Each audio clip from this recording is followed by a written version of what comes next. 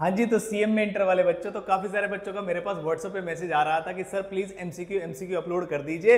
हालांकि management accounting के लिए तो मैं सोच नहीं रहा था कि मैं एमसीक्यू के सॉल्यूशन अपलोड करूंगा, लेकिन क्योंकि बच्चे रिक्वेस्ट कर रहे हैं तो जो बच्चों का रिक्वेस्ट होगा वही मेरी जो है अगले काम होगा। तो मेरे हाथ में है पेपर आज का मैनेजमेंट अकाउंटिंग का, क्या सॉल्यूशंस इसके होने चाहिए फटाफट से आपसे डिस्कस कर लेता हूं। जो भी ग्रुप 2 के बच्चे हैं 100 लाइक्स का टारगेट तो आई होप आप अचीव करा दें, क्योंकि ग्रुप 1 के जो बच्चों की संख्या है वो ग्रुप 2 के बच्चों से ज्यादा है, लेकिन आई एम श्योर ग्रुप 2 के बच्चे भी काफी सारे होंगे। तो वीडियो में मैंने सॉल्यूशन ऑलरेडी मार्क कर दिए, जल्दी से मैं आपके लिए वीडियो लेके आया हूं, तो ऑलरेडी मैंने सॉल्यूशन मार्क कर दिए हैं।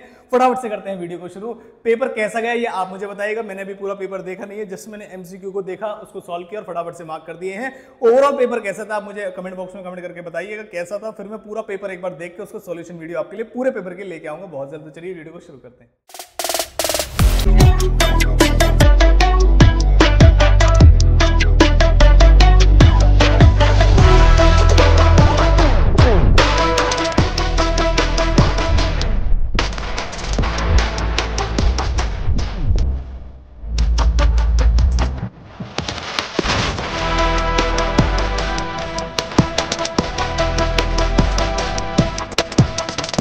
तो वैसे तो मैं एग्जाम सेंटर पे भी नहीं जा पाया, बच्चों के ग्रुप 2 वाले जो एग्जाम्स पे मेरी क्लासेस होती हैं, अब जस्ट अभी क्लास ओवर हुई है, तो लेकिन मुझे आप कमेंट बॉक्स में बताइएगा पेपर कैसा था, क्योंकि मुझे इन जनरल रिव्यू तो वहीं से पता चल जाता था। आप मुझे जरूर बताइएगा कि पेपर का लेवल आपको कैसा लगा। तो पहला जो क्वेश्चन था फटाफट से सॉल्यूशन बताता हूं आपको। Which one of the following statement is false? False कौन सा है? तो जो ऑप्शन नंबर बी है, management account is mostly historical in its approach and its projects in the past. तो ये वाला जो ऑप्शन था इसमें जो स्टेटमेंट थी वो गलत थी। Next, according to DuPont methodology में पैरामीटर्स जो है वो driven return on equity are कौन कौन से हैं? ऑपरेटिंग, एसेट यूसेज, परफॉर्मेंस या फाइनेंशियल लीवरेज। तो सारे उसी के अंदर आते हैं, तो ऑप्शन नंबर डी है। अगर कोई एमसीक्यू आपको लगे कि किसी कंप्यूटेशनल एरर या किसी भी एरर की वजह से आपको गलत लग रहा है, तो प्लीज मुझे कमेंट बॉक्स में कमेंट करके बताइएगा, मैं उसको रीचेक करूंगा, क्योंकि मैंने सारे जल्दी जल्दी में सॉल्व किए हैं। आगे चलता हूं। Which of the following responsibility center is organizational unit whose manager is responsible for managing revenue and expenses? तो जो रेवेन्यू के लिए होता है रेवेन्यू सेंटर होता है, एक्सपेंसेस के लिए होता है इन्वेस्टमेंट सेंटर होता है, लेकिन जो रेवेन्यू एंड एक्सपेंसेस दोनों के लिए होता है उसे प्रॉफिट सेंटर कहते हैं। कई सारे बच्चे इसमें इन्वेस्टमेंट सेंटर लगा के आए होंगे, बताना किस किसने लगाया है। Next, Laplace criterion is the feature of which of the following? तो डिसीजन मेकिंग अंडर अनसर्टेनिटी के अंदर ये वाला जो फीचर है थियोरेटिकल क्वेश्चन है उसके अंदर आता है। तो बोन डिवीजन एक बैंक ऑफ मैन्युफैक्चरिंग कंपनी जिसकी टोटल एसेट 12 लाख रुपए है। नेट ऑपरेटिंग इनकम को ईबीआईटी भी बोलते हैं। तो जो ईबीआईटी एनओआई है उनके पास वो है उनका 3 लाख रुपए।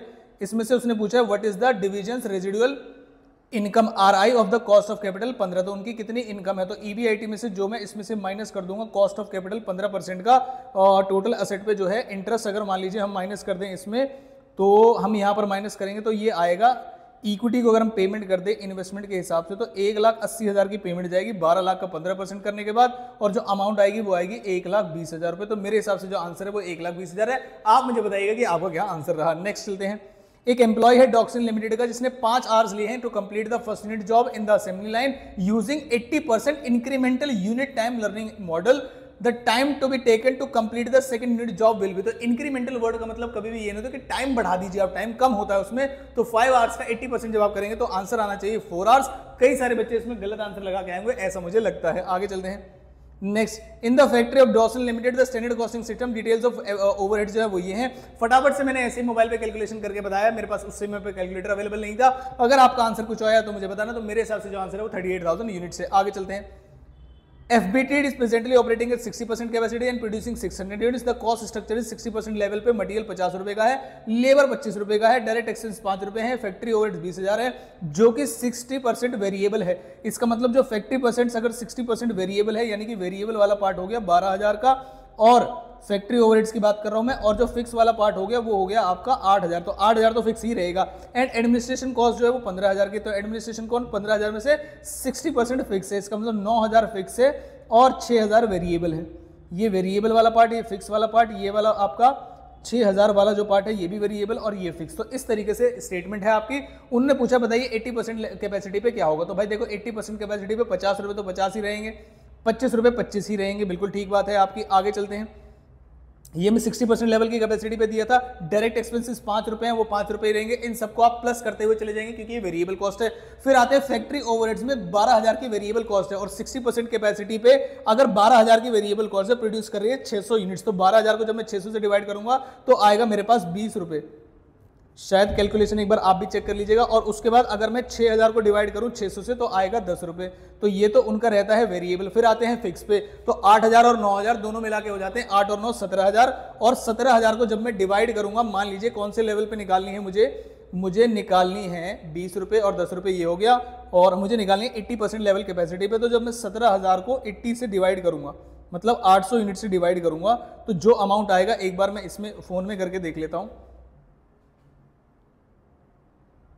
खर्चा जो है हमारा, जल्दी से आ जाइए भाई, what will be the total cost per unit. तो 17,000 की मेरी अमाउंट बन रही है फिक्स की, उससे मैं डिवाइड कर देता हूं जल्दी से 800 यूनिट से, तो 21.5 आ जाएगा इसका आंसर। तो मैं यहाँ पर 21.5 को प्लस कर देता हूँ, 21.5, और इन सबको जब मैं टोटल करता हूँ तो ये आएगा मेरा 50 + 75 80, 80 के बाद मैंने जोड़ा 100, 131.5। तो 131.5 जो है बी ऑप्शन जो है आपका आना चाहिए। वेरिएबल कॉस्ट हर एक लेवल पे क्या होती है, पर यूनिट में सेम रहती है। तो हर वेरिएबल कॉस्ट 50 वेरिएबल, फिर जो वेरिएबल वाला हिस्सा है, मैंने ये 12,000 को डिवाइड किया 600 से तो अमाउंट आया 20, फिर मैंने 6,000 जो मेरी वेरिएबल थी उसको डिवाइड किया 600 से तो आया 10। तो ये पर यूनिट कॉस्ट है, हर लेवल पे सेम रहती है।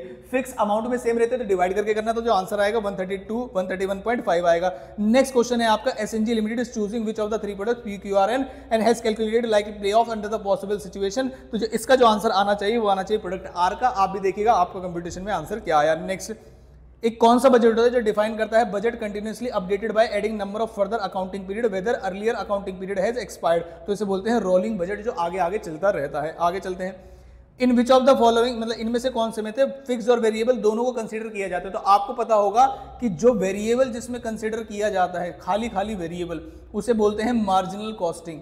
और जिसमें बोथ कंसीडर किया जाता है, मतलब वेरिएबल प्लस फिक्स, उसे बोलते हैं एब्जॉर्प्शन कॉस्टिंग। तो क्वेश्चन में क्या पूछा है देखिए, फिक्स और वेरिएबल दोनों है, तो आंसर क्या होना चाहिए, ऑप्शन नंबर सी, मतलब absorption costing. Next, messrs unicorn limited sold 200 units and 300 units for a product in 2023 and 2024 respectively if the total overheads जो है वो 2023-24 में 10,000 12,000 है। तो फिक्स ओवरहेड्स बताइए। मेरे हिसाब से काफी सारे बच्चों को डाउट रहा होगा क्योंकि उनके कॉस्टिंग के कंसेप्ट क्लियर नहीं रहे होंगे। मैं बताता हूं आपको अगर वेरिएबल कॉस्ट पर यूनिट निकालना है तो पहले आपको वेरिएबल निकालना पड़ेगा, तब फिक्स निकलेगा। और वेरिएबल निकालने का तरीका यह है कि आप लिख लीजिए change in cost divided by change in units. तो चेंज इन कॉस्ट को चेंज इन यूनिट से डिवाइड कर लोगे तो वेरिएबल कॉस्ट पर यूनिट आएगा आपका। चेंज इन कॉस्ट मेरे पास है 10,000 से 2,000 हो गए तो 12,000 हो गई, तो 2,000 की यूनिट कॉस्ट की चेंज है, और 200 से 300 हो गए, मतलब 100 यूनिट्स की चेंज है। तो अगर मैं वेरिएबल कॉस्ट यहां से निकालूं तो वेरिएबल कॉस्ट आ गया 20 रुपए पर यूनिट। अब सुनिएगा ध्यान से, किसी भी लेवल पे आप निकाल के चेक कर लीजिएगा। 200 यूनिट्स पे आ जाता हूं पहले मैं, 200 यूनिट्स का, क्योंकि उन्होंने मुझे खर्चा दिया हुआ है 200 यूनिट्स का।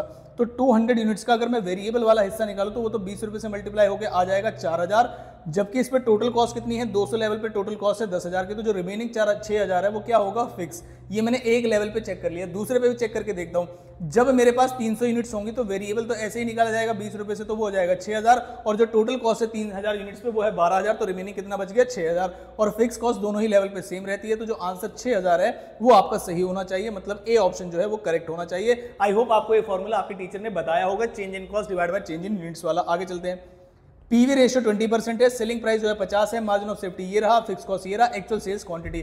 ध्यान से सारे बच्चों को दिमाग लगाना है कि जब भी आप मार्जिनल कॉस्टिंग का क्वेश्चन करें तो क्वेश्चन कहां से कहां ले जाएगा, पहले ये समझ लीजिए। क्वेश्चन ने पूछा है पहले मुझसे एक्चुअल सेल्स, तो पहले आपको बताना चाहिए actual sales is equal to BEP sale plus margin of safety cell.